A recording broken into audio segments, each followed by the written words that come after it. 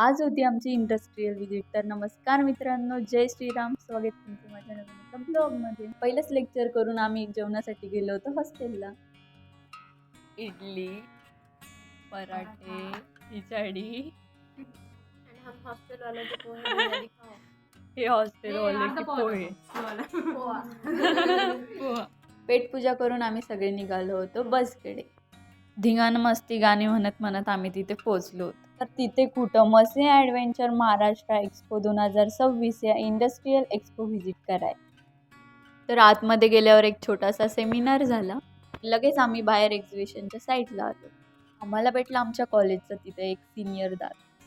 नंतर आम्हाला तिथे खूप साऱ्या न्यू टेक्नॉलॉजीज बघायला भेटल्या.